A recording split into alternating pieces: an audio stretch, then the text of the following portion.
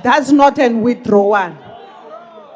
That's not a withdrawal. That's an insult. And we're not going to be insulted by some white small boys here. Honourable Member.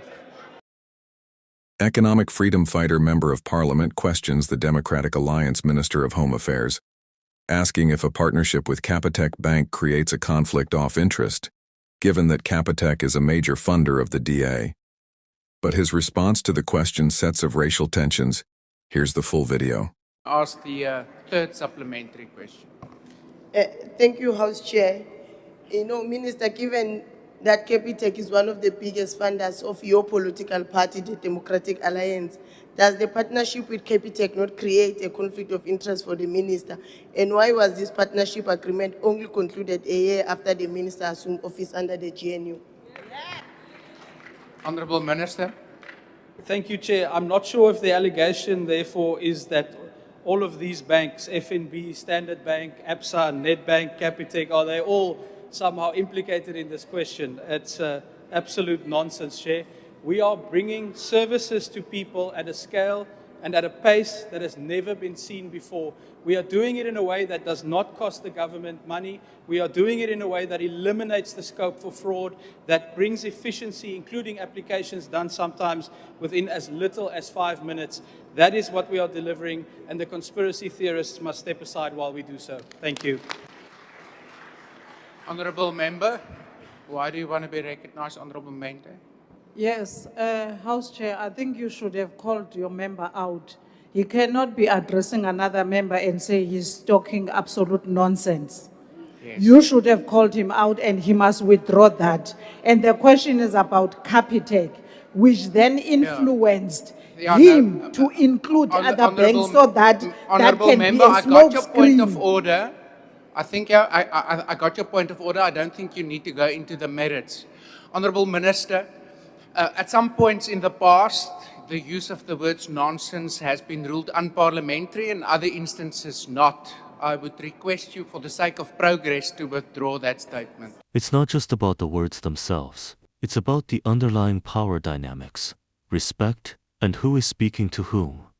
From this viewpoint, the use of the word nonsense isn't just bad manners. It carries a tone of dismissiveness that feels deeply rooted in racial dynamics and historical arrogance. The argument is that the minister felt comfortable using that specific, blunt word precisely because of who he was addressing, whereas he might have exercised more caution, diplomacy, and filtered his language if he were addressing a white counterpart. When the House Chair adds "for the sake of progress" before asking for a withdrawal, it heavily reinforces this feeling. To many, it signals that the Chair views the rudeness as a minor, trivial issue, a small speed bump to get over quickly, rather than a fundamental violation of respect and human dignity. By treating the insult as something to just brush aside for the sake of moving the meeting along, the Chair essentially normalizes that dismissive attitude, signaling that in that environment, talking down to people in such a rude way is acceptable. Factually incorrect. Thank you, Chair. Thank you. That's not a withdrawal.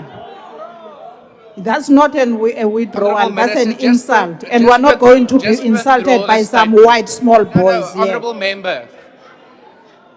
No, let the Minister first just withdraw unconditionally. Withdrawn unconditionally. Thank you. Thank you. Honourable Nodada, why do you want to be recognized? Thank you so much, Chair. I Order, Chair, yes. that the Honourable Mentor mentioned a derogatory term here. And I'd like you to rule on that, and she withdraws the statement that she made. I know it may be offensive that we're doing well in government, but they must just take it because we're helping the people they're trying to fight for. Order, honourable members. Honourable Nodada, just please repeat. Cater deployment, basic education, we are doing well. Honourable member, we're not going to have that. Please don't unmute and speak without being recognized. Honourable Nodada, my apologies, the sound is not good. What is the substance of the point of order, Chair, is that Honourable Mentor said a derogatory term to the Minister of Home Affairs. And she must withdraw that because it's unparliamentary language, and she must withdraw that. She spoke about...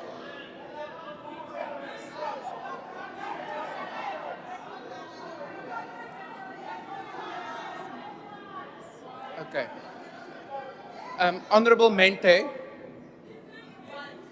you referred to the minister as white. I don't know whether that's insulting, but a small boy. Please withdraw those words. Please withdraw those words. For the sake of progress. First say for the sake of progress. I did say that. Say it loudly. Honorable Mente. Chair, you know, you must not do that. No, Honorable Mente, You must not qualify the statement when you speak to your party, and you don't qualify your statement when you speak to other people. Are you withdrawing? Firstly, let me correct Honorable Nodata. No, I'm not Honorable Mente. Honorable Mente, I'm going to give you one more opportunity. Yeah, I withdraw. Thank you. Honorable Ghana, you may ask the next follow-up question. Is the Honorable Ghana with us? Honorable Member, why do you now want to be recognized? Ngiyabonga sihlalo. Ngifuna ukubuza sihlalo ukuthi is it parliamentary that iGNU lengapha ayincedisi leya GNU engapha. Insizwa le entundu yakithi ilwela abamhlophe kodwa iGNU lengapha ayibancedisi. Uyunity usho ukuthini? Honorable Member, that's not a point of order. Please sit down. Don't do that. We move on and we return to the Honorable Roos for the last follow-up. Thank you, House Chair. Minister, currently smart ID and passport applications can be made at bank branches, but this still means going to Home Affairs branches for other services. So what other services can we expect to be rolled out through live capture services at bank branches, and what are the timelines? Honorable Minister. Thank you, Honourable Chair. So at the moment, it is only the Smart ID replacement service. So if you have a green ID book and you want to transition to the more secure document, or if you've lost or your existing Smart ID has been stolen, you're currently able to do that replacement service. And that's where we've seen about 129,000 applications. Next in line is to bring in passport applications, again, working along the same principles. As well as the first-time ID applications is one of the categories we're currently working on. I think, Chair, a very exciting service for South Africans to look forward to is for the very first time ever the option that we are looking at now of introducing secure home delivery of your enabling documents. In other words, the days of standing in long Home Affairs queues just to collect a document is coming to an end, because we will introduce technology that can actually securely deliver that document to you and make sure it reaches the right person. If you put that basket of services together, Chair, by the end of this year, indeed, Home Affairs at Home will be delivering a service delivery revolution for the people of South Africa. I thank you. Thank you. Honourable Members, question number 445 has been asked by the Honourable Nomvalo to the Minister of Justice and Constitutional Development. The question is, given the serious allegations of fraud and corruption involving officials at the Mthatha and Pretoria High Courts, and considering that corruption within court administration directly comprises public confidence in the integrity of the justice system, what steps has she taken against implicated officials, and what is the total number over the past 3 financial years of criminal investigations that have arisen from corruption within court administration? The Honourable Minister. Thank you very much, Chairperson. The Office of the Chief Justice treats all allegations of fraud, corruption, misconduct, and unethical conduct within court administration with the utmost seriousness, because such conduct undermines public confidence in the integrity of justice system and the administration of justice. Hence, the OCJ has incorporated a zero-tolerance approach on fraud and corruption. The matter relating to the Mthatha High Court remains under investigation. As part of the investigations process, lifestyle audits were conducted on officials alleged to be involved. The investigation team is currently in the process of handing the matter over to DPCI for further criminal investigation.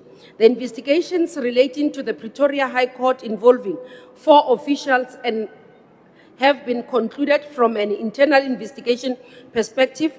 3 officials have since been dismissed from employment. 1 is currently still going under DC process. A criminal case in this regard has been opened with SAPS for further criminal investigation. In addition, 1 official attached to the Johannesburg High Court was dismissed following allegation related to the issuing of fraudulent court documents.